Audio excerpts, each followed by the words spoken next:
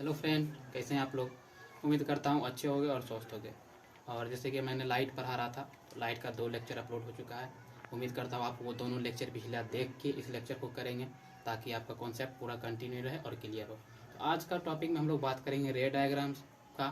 तो रे डायग्राम से पहले हम लोग लॉ ऑफ रिफ्लेक्शन को जानेंगे, लॉ ऑफ रिफ्लेक्शन क्या है और रे डायग्राम को ड्रॉ कैसे करते हैं इसके बारे में बात करेंगे। तो आइए बिना टाइम को वेस्ट किए हुए हम लोग आगे बढ़ते हैं अपना टॉपिक का और स्टार्ट करते हैं रे डायग्राम। इससे पहले law of reflection, law of reflection, law of reflection, laws of reflection ये क्या होता है। तो रिफ्लेक्ट लॉज ऑफ रिफ्लेक्शन से पहले एक डायग्राम बनाओ। ये सरफेस है, इस पे एक रे आया, सरफेस से टकराया, तो रिफ्लेक्शन क्या कहता है, bouncing back of rays of light. तो ये बाउंस बैक होगा, वापस बाउंस बैक हुआ। तो ये जो रे जो आया किसी लाइट सोर्स से, जो रे आया ये मान लेते हैं लाइट का सोर्स है, लाइट सोर्स, इससे रे आया। तो इस रे का नाम होता है इंसिडेंट रे, इसको हम लोग बोलते हैं इंसिडेंट रे, इंसिडेंट रे। और जब रे इस सरफेस से टकराया तो इससे वापस बाउंस हुआ, तो इसको बोलते हैं रिफ्लेक्टेड रे, रिफ्लेक्टेड रे। तो इंसिडेंट रे और रिफ्लेक्टेड रे जिस पॉइंट पे एक दूसरे से मीट करता है, वहां पे हम लोग एक इमेजिनरी लाइन को ड्रॉ करते हैं जो सरफेस से परपेंडिकुलर होता है, 90 डिग्री पे होता है। उस लाइन को हम लोग बोलते हैं नॉर्मल। तो यहाँ पे इस पॉइंट पे एक ठो परपेंडिकुलर इमेजिनरी लाइन ड्रॉ करेंगे और इमेजिनरी लाइन को डॉटेड लाइन से हम लोग दिखाएंगे, इसको हम लोग बोलते हैं नॉर्मल। और नॉर्मल क्या होता है, सरफेस से 90 डिग्री पे होता है। जिस पॉइंट पे इंसिडेंट रे, रिफ्लेक्टेड रे और नॉर्मल मिलता है, जैसे ये पॉइंट ओ है मान लेते हैं, इस पॉइंट को हम लोग बोलते हैं point of incident, point of incident, incident. आइए, तो सरफेस है, सरफेस को बोलते हैं इंटरफेस भी बोलते हैं, कहीं कहीं पे इसको क्या बोलते हैं, इंटरफेस। तो ये इतना बात आप लोगों को याद रखना है कि जो रे किसी लाइट सोर्स से निकल करके आया और किसी सरफेस पे स्ट्राइक किया, उस रे को बोलेंगे इंसिडेंट रे। और वो रे जब किसी सरफेस से टकरा करके उससे बाउंस बैक जब होता है, उसको बोलते हैं रिफ्लेक्टेड रे। और रिफ्लेक्टेड रे और नॉर्मल के बीच में एक इमेजिनरी लाइन ड्रॉ करते हैं। इमेजिनरी लाइन करने के बाद वो वास्तव में ऐसा नहीं होता है, सिर्फ उसको रे डायग्राम ड्रॉ करने के लिए हम लोग उसको इमेजिनरी लाइन को ड्रॉ करते हैं, इसको हम लोग नॉर्मल बोलते हैं। और नॉर्मल जो होता है सरफेस से 90 डिग्री पर ड्रॉ किया जाता है, इस दोनों के बीच का एंगल। अब क्या होता है, ये जो एंगल जो फॉर्म हो रहा है नॉर्मल और इंसिडेंट रे के बीच, इसका भी तो कुछ नाम होगा, इसको बोलते हैं हम लोग एंगल आई। एंगल आई का मतलब हुआ कि एंगल ऑफ इंसिडेंट, इसको क्या बोलते हैं, एंगल ऑफ इंसिडेंट। इधर जो है, इधर जो नॉर्मल और रिफ्लेक्टेड रे के बीच का जो एंगल बनता है उसको बोलते हैं angle of reflection, angle of reflection.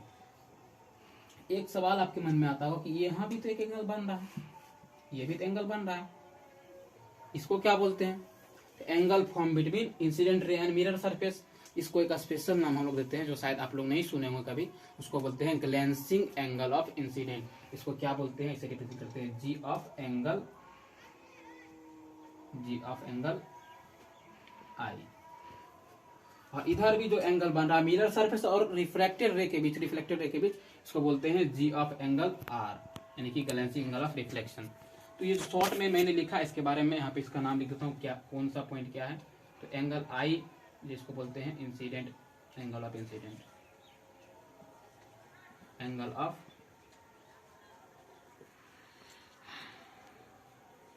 Incidence. और एंगल आर जो है एंगल ऑफ रिफ्लेक्शन, रिफ्लेक्शन। और ये जो जी ऑफ एंगल आई है, जो मिरर सरफेस और इंसिडेंट रे के बीच में बनता है, इसको बोलते हैं ग्लेंसिंग,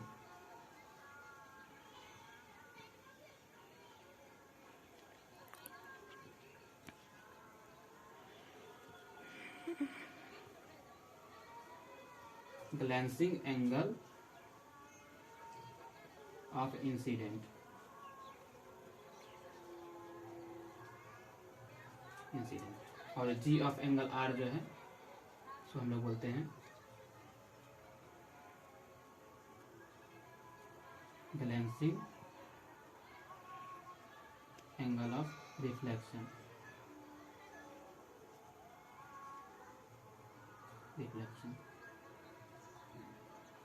तो आपको ये नाम angle of incident, angle of reflection तो सुना होगा, लेकिन ये दोनों नाम थोड़ा नया लगेगा। इसको कोई नया नहीं है। इंसिडेंट रे और मिरर सरफेस के बीच का जो एंगल होता है इसी को हम लोग क्या बोलते हैं, ग्लेंसिंग एंगल ऑफ इंसिडेंट। और मिरर सरफेस और रिफ्लेक्टेड रे के बीच का एंगल जो होता है उसको बोलते हैं glancing angle of reflection.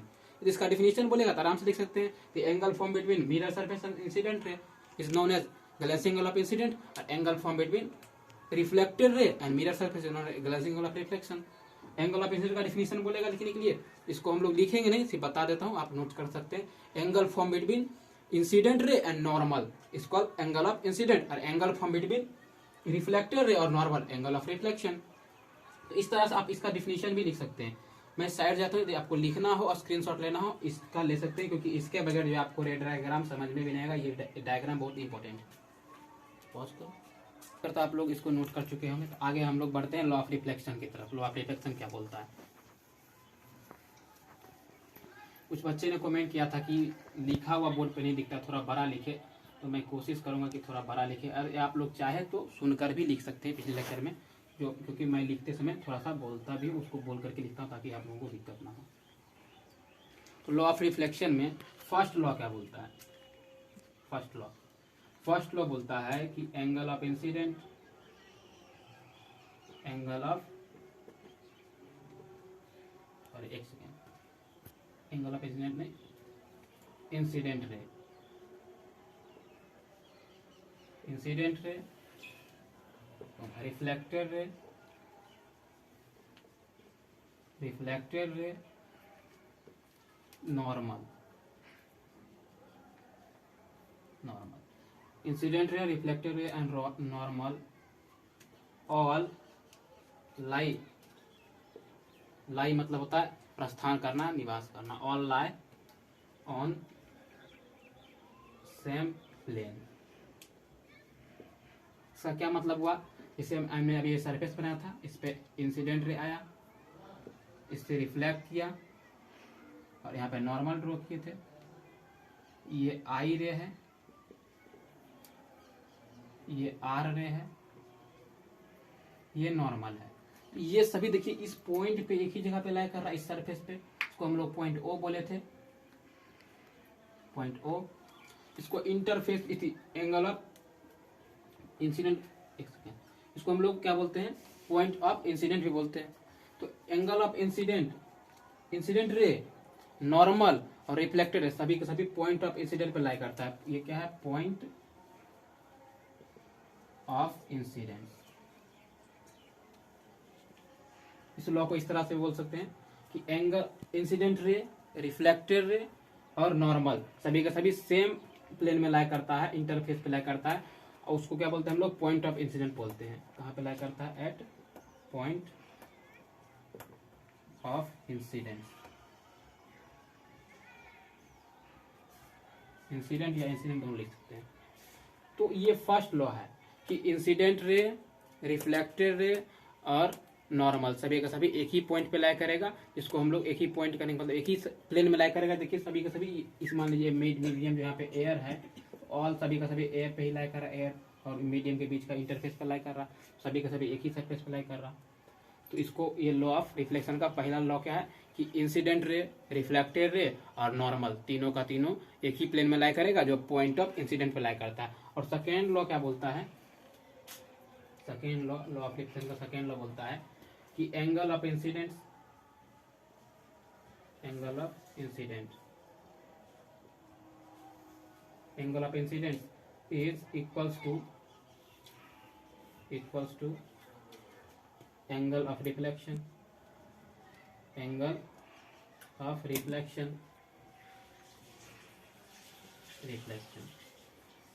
Angle of incident जो होता है एंगल ऑफ रिफ्लेक्शन के बराबर होता है। तो शॉर्ट में हम लोग ऐसे ले सकते हैं कि एंगल आई जो है इक्वल बराबर होगा एंगल आर का। तो सेकेंड लॉ बोलता है कि एंगल ऑफ इंसिडेंट जो है एंगल ऑफ रिफ्लेक्शन के बराबर होता है। ये जो दोनों लॉ जो है किसी भी मिरर के लिए एप्लीकेबल होगा, कोई सा भी मिरर हो, स्फेरिकल मिरर हो या प्लेन मिरर हो या फिर कोई सा भी सरफेस भी हो, शाइनी सरफेस हो, पॉलिश सरफेस हो, स्मूथ सरफेस, उससे फर्क नहीं पड़ता, ये लॉ एप्लीकेबल होगा। चाहे वहाँ पे रेगुलर रिफ्लेक्शन हो रहा हो या स्पेकुलर रिफ्लेक्शन हो रहा हो, हर जगह ये लॉ एप्लीकेबल होगा। तभी बोलेंगे कि लॉ ऑफ रिफ्लेक्शन एप्लीकेबल होगा, तभी बोलेंगे रिफ्लेक्शन ऑफ लाइट हो रहा। नहीं, यदि ये दोनों लॉ को फॉलो कर रहा तो बोलेंगे रिफ्लेक्शन ऑफ लाइट वहाँ पे नहीं हो रहा। तो आप लोग इसको नोट कर सकते हैं। मैं साइड जाता हूँ, स्क्रीनशॉट लेना ले सकते हैं अच्छे से। पॉज भी किया। चलिए आगे बढ़ते हैं हम लोग रे डायग्राम की तरफ। रे डायग्राम होता क्या है, उससे पहले कुछ पॉइंट डिस्कस करूंगा रे डायग्राम से पहले।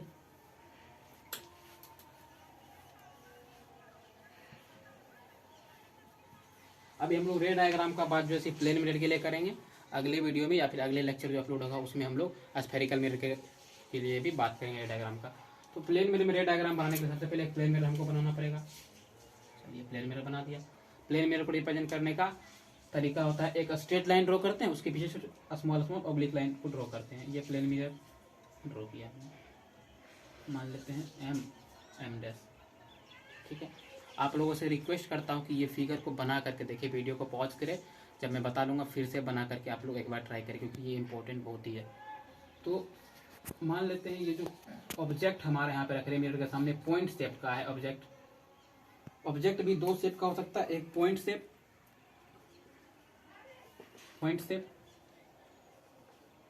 एक होता है एक्सटेंडेड ऑब्जेक्ट।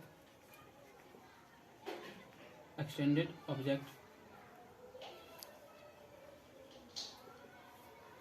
ऑब्जेक्ट हम लोग एरो से दिखाते हैं, अब पॉइंट शेप को पॉइंट से दिखाते हैं। ऑब्जेक्ट भी दो तरह का ले सकते हैं हम लोग मिरर रे डायग्राम ड्रॉ करने के लिए, पॉइंट शेप और एक्सटेंडेड। तो अभी जो हम लोग रे डायग्राम बना रहे हैं पॉइंट शेप ऑब्जेक्ट के लिए बना रहे हैं, देखते हैं उसके लिए क्या कर सकते हैं। तो सबसे पहले एक रे जो होता है हम लोग मिरर के जस्ट सामने डालेंगे, वो परपेंडिकुलर जाएगा मिरर। एक रूल क्या होता है कि जो रे आप लोग परपेंडिकुलर डालते हैं मिरर सरफेस चाहे किसी सरफेस पे, वो वापस रिफ्लेक्ट जो करता है परपेंडिकुलर ही रिफ्लेक्ट करता है, वापस परपेंडिकुलर ही रिफ्लेक्ट करता है। यहाँ से ये रिफ्लेक्ट करेगा इसी डायरेक्शन। और अगला पॉइंट क्या करेंगे, कुछ एंगल बनाते हुए चाहे नीचे चाहे ऊपर एक और रे को ड्रॉ करेंगे। मान लेते हैं यहाँ से ये रे को यहाँ ड्रॉ किया, यहाँ पे ड्रॉ किया, यहाँ पे नॉर्मल बनेगा, नॉर्मल है।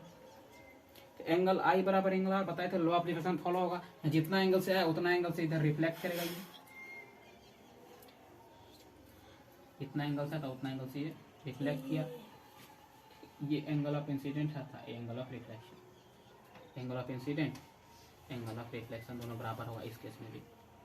और ये इंसिडेंट और रिफ्लेक्टिव है। तो यहाँ देख रहे हैं कि एक ठोरे जो है इधर की तरफ जा रहा है, एक ठो इधर, इसको एक्सटेंड करते इधर की तरफ, एक ठो इधर बढ़ेगा। तो ये रियली में कभी मीट करने वाला नहीं है। और मैं जब इमेज बता रहा था तो मैंने बताया था इमेज फॉर्मेशन तभी होगा जब रिफ्लेक्टेड रे आपस में मीट करेगा। तो ये रियली में तो मीट नहीं करेगा, इसका मतलब यहाँ पे इमेज नहीं बनेगा। इमेज तो यहाँ पे बनेगा लेकिन रियल नहीं बनेगा, वर्चुअल इमेज बनता है।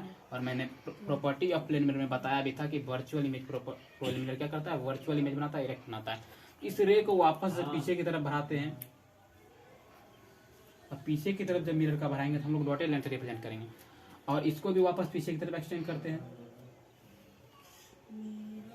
यहाँ पे दोनों मीट कर रहा है, तो यहाँ पे क्या होगा, इमेज इसका बनेगा।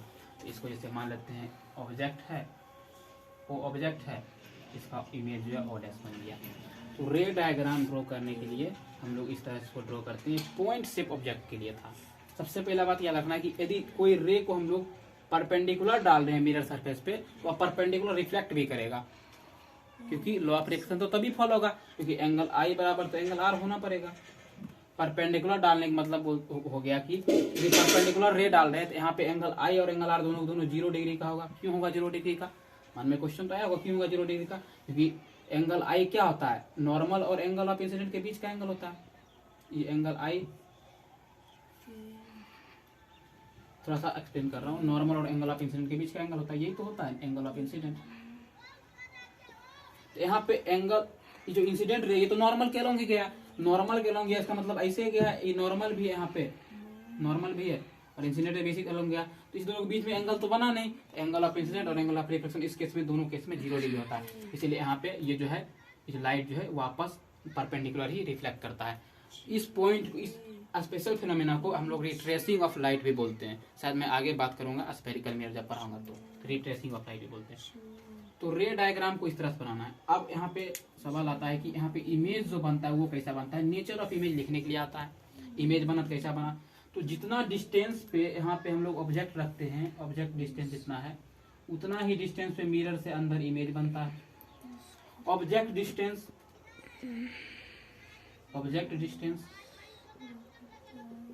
इसको हम लोग यू से डिनोट करते हैं और image distance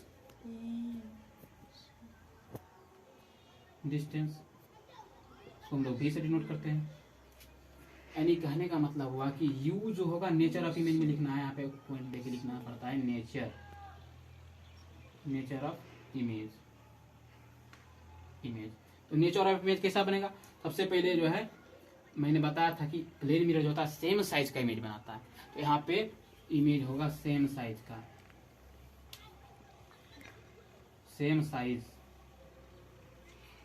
as that of object.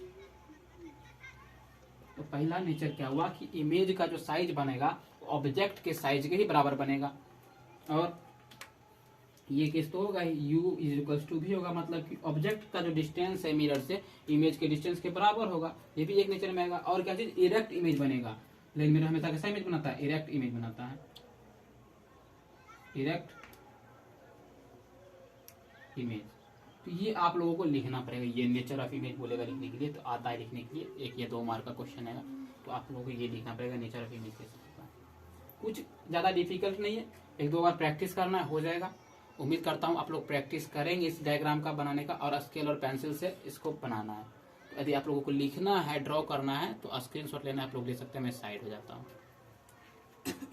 उम्मीद करता हूँ स्क्रीनशॉट आप लोग ले लिए होंगे। तो आगे बढ़ते हम लोग। इसमें आप रे डायग्राम बताएंगे प्लेन मिरर में एक्सटेंडेड ऑब्जेक्ट। अभी तो पॉइंट शेप का ऑब्जेक्ट था, अभी एक्सटेंडेड ऑब्जेक्ट के लिए बताएंगे। तो जब ऑब्जेक्ट जब बड़ा होगा तो क्या करेंगे, तब इमेज कैसे बनाएंगे, चलिए उसके लिए बात करते हैं। और एक बात याद रखना है कि प्लेन मिरर जब भी इमेज बनाएगा हमेशा वर्चुअल इमेज ही बनाता है और सेम साइज का बनाता है और सेम डिस्टेंस पे बनाता है। ये बात याद रखना है। नेचर ऑफ इमेज लिखने में आप लोगों को बहुत ही मदद मिलेगा। और इमेज जो बनता है प्लेन मिरर हमेशा मिरर के पीछे बनता है, बिहाइंड द मिरर बनता है, मिरर के सामने नहीं बनता है। और रियल में रे ऑफ लाइट यहाँ पे मीट नहीं करता। ये मैंने जब इमेज का टाइप बता रहा था तो वहाँ पे भी बताया था, ये वर्चुअल इमेज को बनाता है और यहाँ पे रे ऑफ लाइट रियली में मीट नहीं करता है। अभी तो पॉइंट शेप के लिए बताए थे, अभी देखेंगे एक्सटेंडेड ऑब्जेक्ट के लिए। जब ऑब्जेक्ट का साइज बड़ा होगा तो कैसे बनाएंगे। सबसे पहले प्लेन मिरर पे इमेज बनाना है, सबसे पहले प्लेन मिरर तो बनाना पड़ेगा। प्लेन मिरर को रिप्रेजेंट करने के लिए तो प्लेन मिरर स्ट्रेट लाइन को ड्रॉ करेंगे और इस पे ऑब्लिक लाइन छोटा छोटा ड्रॉ करेंगे, स्ट्रेट लाइन और ऑब्लिक लाइन। ये मान लेते हैं मिरर है M1 M', ये M'। ये आप लोगों को आता होगा मिरर बनाने के लिए।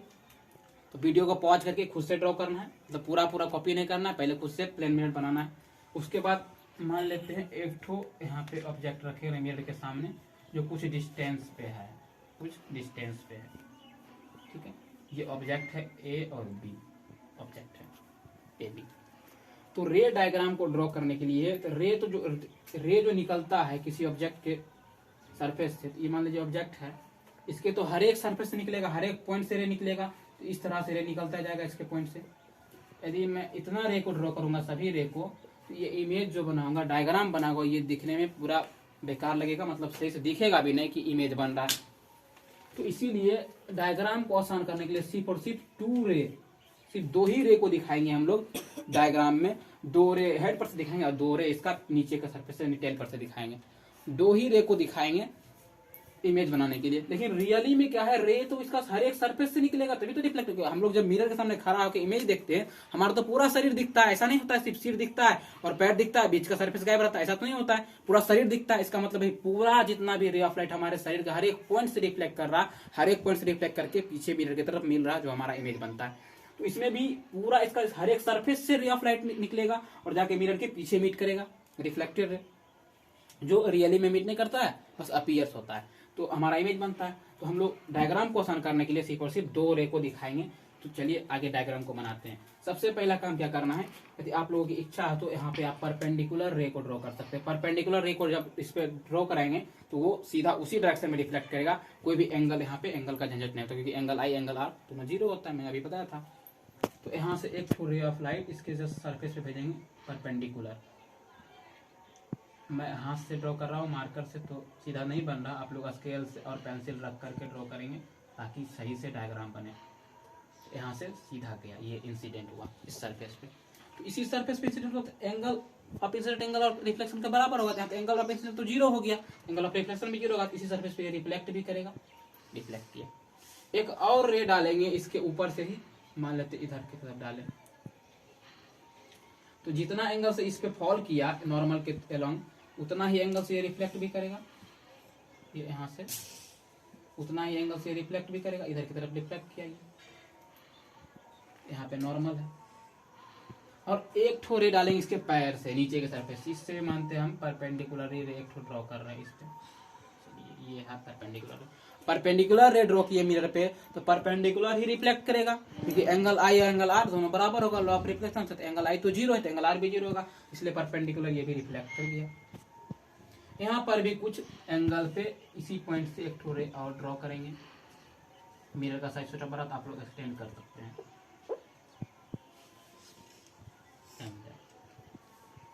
तो ये जितना एंगल से इस सरफेस से फॉल किया उतना ही एंगल बना करके वापस रिफ्लेक्ट कर, उसके लिए हम लोग यहाँ पे नॉर्मल थोड़ा सा ड्रॉ कर लेते हैं। मान लेते हैं ये नॉर्मल है, यहाँ पे n1 है, ये n2 नॉर्मल मान लेते। इससे एंगल आई जितना ये बन गया उतना एंगल ऑफ रिफ्लेक्शन से इसको आगे बढ़ाएंगे, ये रिफ्लेक्ट किया। अब आप लोग देख सकते हैं यहाँ पे ये जो रिफ्लेक्टेड रे इधर की तरफ भाग रहा है, इधर की तरफ जाएगा, और ये इधर की तरफ फैलेगा, और ये जो रे है ये भी रिफ्लेक्टेड इधर की तरफ फैलेगा, तो इसको पीछे आगे तरफ बढ़ाएंगे, और ये भी रिफ्लेक्टेड इधर की तरफ फैलेगा, ये इधर। तो दोनों वास्तव में इधर तो मीट नहीं करेगा, आगे बढ़ाएंगे तो बढ़ता जाएगा, इधर भी आगे बढ़ाएंगे तो ये ऐसे एक्सटेंड होता जाएगा, एक दूसरे से दूर होता जाएगा, तो डिस्टेंस दोनों के बीच का बढ़ता जाएगा। तो रियली में दोनों मीट करने वाला है नहीं, रियली में मीट नहीं करने वाला। इसको क्या करते हैं हम लोग, रिफ्लेक्टेड रे को हल्का पीछे की तरफ बढ़ाते हैं। सबसे पहले ये जो पैरेलल डाले हैं इसको पीछे की तरफ बढ़ाते हैं, और पीछे की तरफ बढ़ाएंगे, डॉटेड लाइन से रिप्रेजेंट करेंगे, पीछे की तरफ बढ़ाएं। और ये भी रिफ्लेक्टेड रे को हम लोग क्या करते हैं, पीछे की तरफ बढ़ाते हैं, यहाँ पे मीट किया जाकर, इस पॉइंट पे मीट किया। इसको भी क्या करेंगे, पीछे की तरफ हम लोग यहाँ से एक्सटेंड करेंगे, और इस रे को भी यहाँ से पीछे की तरफ एक्सटेंड करेंगे।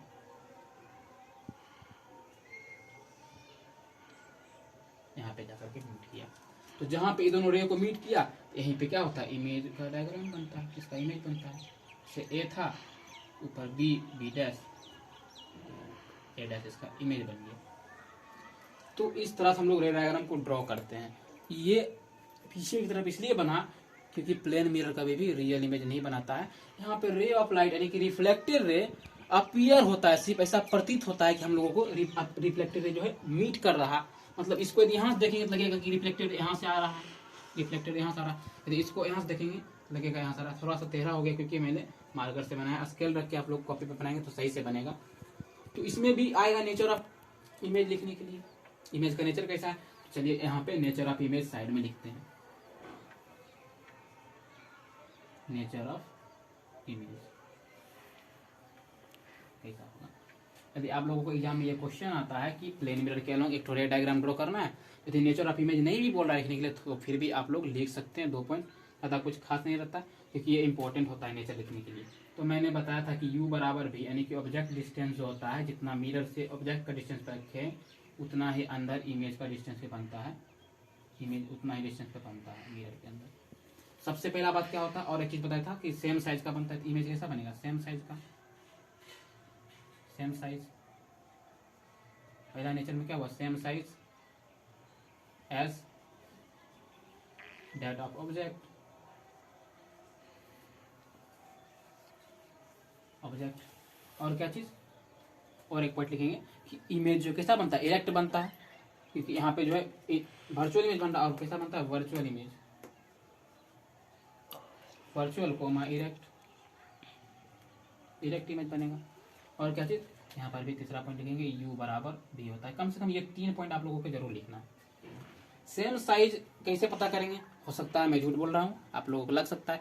तो क्या आप लोग जब मिरर के सामने, प्लेन मिरर के सामने खड़ा होते हैं, अब जितना आपका हाइट रहता है उतना हाइट का आप दिखते हैं, ऐसा नहीं बहुत लंबा दिखते हैं, बहुत छोटा दिखते हैं, या फिर बीच का पोर्शन गैप हो जाता है। तो आप ये ऑब्जर्व कर चुके हैं, जब भी आप प्लेन मिरर के सामने खड़ा होते हैं, आपका चेहरा जब भी आप लोग देखते हैं, जितना बड़ा आपका चेहरा उतना बड़ा ही आपको दिखता है। इसका मतलब है कि जितना बड़ा, जितना साइज होता है ऑब्जेक्ट का, उतना ही साइज का इमेज भी बनाता है प्लेन मिरर। और वर्चुअल इमेज बनता है, हमेशा खरा इमेज बनता है। खड़ा बनने के सेंस से यदि ऐसा नहीं, आप लोग प्लेन मिरर के सामने जब भी खड़ा होते हैं तो आप खड़ा हुए हैं सामने से, आपका सिर के जगह आपका पैर नहीं दिखता है, सिर ही दिखता है। इसका मतलब है कि प्लेन मिरर जो है हम लोगों को इरेक्ट इमेज को दिखाता है बना करके, और ऑब्जेक्ट डिस्टेंस इमेज डिस्टेंस के बराबर होता है। आप लोग कई बार ऑब्जर्व किए होंगे, आप जितने बाहर मिरर के जितने दूर खड़ा है उतना ही दूर आपका इमेज भी अंदर बनता है। दूर से देखिएगा तो अंदर भी इमेज मिरर के अंदर दूर में ही बनता है। तो ये लोग आप लोग ये चीज ऑब्जर्व कर चुके हैं, बस आप लोग कभी इस पे ध्यान नहीं दिए थे। तो मैं उम्मीद करता हूँ आप लोगों को रे डायग्राम समझ में आया होगा प्लेन मिरर का। तो आप इसको नोट करना चाहते हैं तो नोट कर सकते हैं, मैं साइड जाता हूँ, स्क्रीनशॉट लेना है तो ले सकते हैं। पॉज करो। तो उम्मीद करता हूँ आप लोग इसको बना लिए होंगे रे डायग्राम को। और एक आप लोग एक काम करेंगे, क्या चीज़, इस रे डायग्राम को दोनों को पॉइंट से ऑब्जेक्ट और स्टैंडर्ड ऑब्जेक्ट दोनों के लिए कम से कम 3 बार अपने नोटबुक पर बना के चेक करेंगे कि आप लोग सीखे कि नहीं सीखे। ये बहुत ही इंपॉर्टेंट टॉपिक है, बहुत बच्चों को, जनरली बच्चों को समझ में नहीं आता है। यदि फिर भी आपको कोई डाउट होता है तो आप लोग कमेंट सेक्शन में बता सकते हैं। तो अभी हम लोग जो यहाँ पे बात कर रहे थे, u बराबर v होता है, मतलब कि ऑब्जेक्ट का डिस्टेंस जो होता है इमेज के डिस्टेंस के बराबर होता है। इसको मैं थोड़ा सा प्रूव करके आप लोगों को दिखा देता हूँ कि ऐसा क्यों मैं बोल रहा था।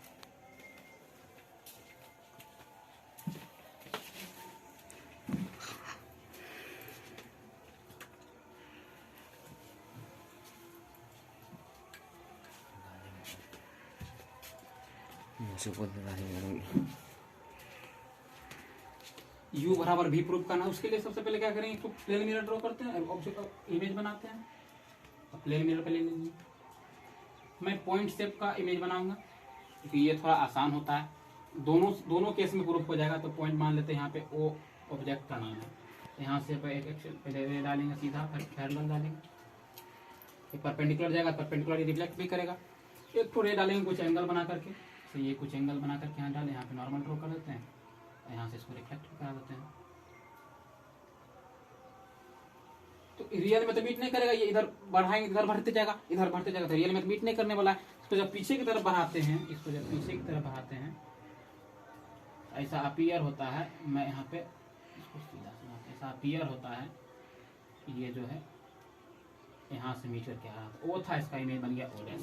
ठीक है, तो मैंने ये रे को यहाँ पे परपेंडिकुलर डाला था। कुछ अल्फाबेटिकल लेटर यहाँ पे रिप्रेजेंट करूंगा, जैसे कि मान लेता है ये पॉइंट पी पर इसको डाले थे हम, तो पॉइंट पी पे डाले रे को, पहला रे को, तो पॉइंट पी से ही रिफ्लेक्ट हो गया। तो यहाँ पे मान लेते हैं पॉइंट क्यू पर डाले थे। अब आप लोग इस इमेज में देखेंगे कि यहाँ आप लोगों को 2 ट्रायंगल दिखेगा, क्या सब, एक तो ट्रायंगल दिखेगा,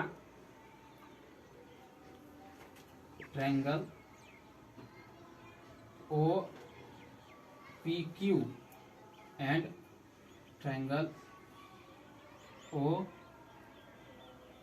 ओ डैश पी, 2 ट्रायंगल आप लोगों को दिखेगा। तो ये जो एंगल यहाँ पे मैंने रे डाला था, ये तो 90 डिग्री डाला था, ये यहाँ पे ये एंगल 90 होगा, तो ये भी एंगल कितना होगा, 90 होगा। ठीक है, सेम उसी तरह से इधर भी तो 90 डिग्री से ये पैरेलल है तो मेरे 90 डिग्री इधर ही एक्सटेंड की, ये भी 90 होगा। तो ये एंगल हम लोगों को 90 डिग्री का मिलता है। और क्या चीज, और ये जो डिस्टेंस है दोनों में तो कॉमन है, ये पी और पी क्यू।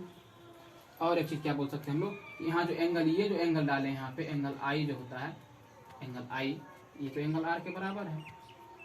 ठीक है, तो यहाँ से हम लोग इन दोनों ट्रायंगल हमको कॉन्ग्रुएंट दिखाना है।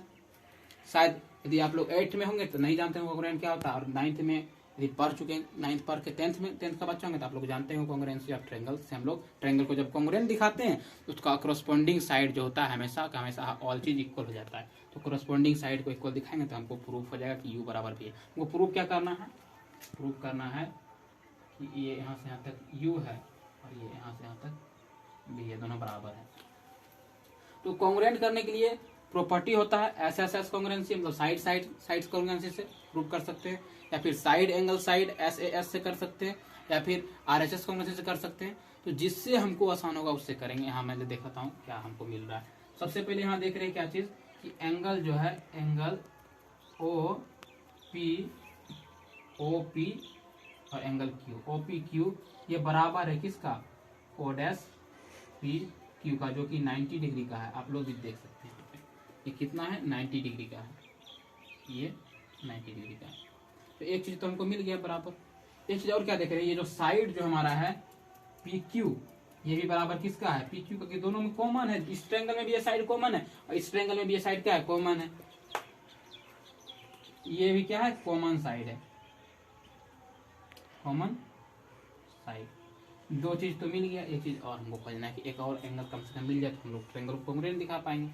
तो देखते क्या है, एंगल आई बराबर एंगल आर होता है। ठीक है, इस चीज को मैं थोड़ा साइड में एक्सप्लेन कर रहा हूँ। एंगल आई बराबर एंगल आर होता है। ये तो पैरेलल लाइन है, ये लाइन पैरेलल है। ठीक है, यदि यहाँ पे नॉर्मल जो डालते हैं, ये जो नॉर्मल जो है, ये भी तो सरफेस से पैरेलल होता है, परपेंडिकुलर होता है।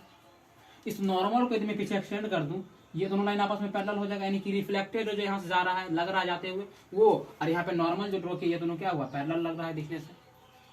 और ये रे जो है यहाँ से, ये जो रिफ्लेक्टेड नीचे से जो रिफ्लेक्टेड डाले हैं, ये लगेगा इसके लिए ट्रांसवर्सल का काम करेगा, ट्रांसवर्सल का काम कर रहा है। यहाँ पे एंगल आई है, एंगल आर है। तो दो पैरेलल लाइन को एक जब ट्रांसवर्सल करता है, कुछ एंगल का फॉर्मेशन होता है, जो यदि आप लोग 8 में होंगे तो आप लोग पढ़े होंगे लाइन्स एंड एंगल्स में, या फिर 10th में होंगे तो 9th में पढ़ेंगे लाइन्स एंड एंगल्स में।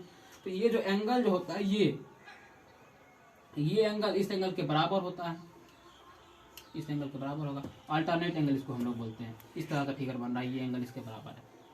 तो ये एंगल इसके बराबर होने का मतलब है कि एंगल आई यहाँ पर है, इधर भी तो एंगल आई होगा यहाँ पे। तो वर्टिकल इस तरह से, जब दो लाइन इंटरसेक्ट करता है वर्टिकल अपोजिट एंगल भी बराबर होता है। तो ये एंगल जो है आई है, ये भी आई होगा, ये आर है, ये भी आर होगा। यहाँ पे देखते हैं, ये जो आई है ये भी तो आई हो गया, ये भी क्या हुआ, आई हो गया। तो ये आई जो है आई हो गया, क्यों हुआ, क्योंकि वर्टिकल अपोजिट एंगल भी बराबर होता है आपस में। और उसके बाद क्या देख रहे हैं कि ये पैरेलल लाइन है नॉर्मल, ये जो रिफ्लेक्टर यहाँ पे जा रहा है, ये भी तो सरफेस से 90 डिग्री जा रहा है, इसको ट्रांसवर्सल कट कर रहा है। यहाँ से क्या होगा, एंगल आई बराबर इसके भी बराबर एंगल ओ का हो जाएगा। कहने का मतलब है कि ये जो यहाँ पे इसको जब इधर एक्सटेंड करेंगे, एंगल आई यहाँ पे बनेगा और ये भी इसके बराबर होगा। ठीक है, इसके बराबर होगा। तो उससे क्या मिलता है हम लोगों को, और सेम टू सेम जब इसको इधर की तरफ बढ़ाएंगे, ये भी तो पैरेलल है, ये भी एंगल आई है, ये भी इसके बराबर हो जाएगा एंगल आई का। यहाँ पे भी देखिए आप लोग, ये एंगल आई जो है इसके बराबर हो जाएगा। क्यों होगा, क्योंकि अल्टरनेट एंगल यहाँ पे बन रहा है। देखिए इस तरह का डायग्राम बन रहा है, आपको लग रहा होगा इस तरह का देखने के लिए। तो एंगल आई जो यहाँ पे बन रहा है, एंगल, ये एंगल आर है और ये एंगल आई है। ये दोनों आपस में तो पैरेलल है, क्योंकि नॉर्मल है, सरफेस से 90 डिग्री ड्रॉ करते हैं, और ये तो नॉर्मल रे ही डाले थे हम लोग। तो नॉर्मल है तो ये दोनों एक दूसरे लाइन के बीच का डिस्टेंस तो सेम है, 90। तो ये जो है कोरस्पॉन्डिंग एंगल से क्या होता है, ये दोनों 90 है, ये दोनों लाइन भी आपस में पैरेलल होता है। तो पैरेलल लाइन को जो ट्रांसवर्सल एक ठो कट करता है, तो ये अल्टरनेट एंगल बराबर होता है। तो एंगल आई है तो ये भी एंगल क्या होगा, आई। तो मैं यहाँ इसीलिए बताना चाह रहा हूँ, ये जो एंगल आई है तो इसके एंगल ओ के बराबर हो जाएगा। इधर भी सेम कंडीशन इधर भी हो रहा है कि एंगल आई जो है इधर पहले वर्टिकली अपोजिट एंगल से बना, वर्टिकली अपोजिट एंगल से बना, तो एंगल आई जो है इस एंगल ओ डैश के बराबर होगा। यहाँ पे एंगल आई जो है एंगल ओ डैश के बराबर हम लोग लिख सकते हैं। तो आगे बढ़ते हैं थोड़ा सा इस चीज़ के लिए, आगे मैं लिखता हूँ इसमें। अभी क्या लिखूंगा मैं कि एंगल जो है पी ओ क्यू, जो एंगल आई है, क्या है, एंगल आई, ये बराबर हुआ किसका, angle P O dash Q का। ये भी क्या है, एंगल आई है, या फिर आई डैश बोल देते हैं हम लोग। ये कैसे आया, ये आया अल्टरनेट एंगल से,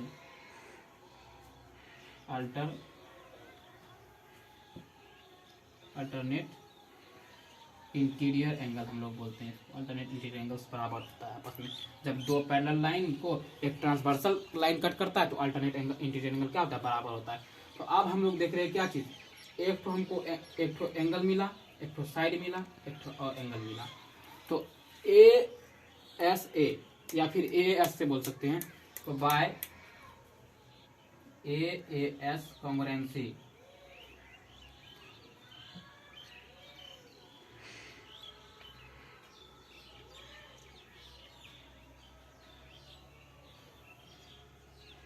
बाय ए एस कॉम्बिनेशन से जो ट्रायंगल आप लोगों को मिला क्या sir, triangle O P Q, ये कॉन्ग्रुएंट हो गया किसका, triangle O dash P Q का।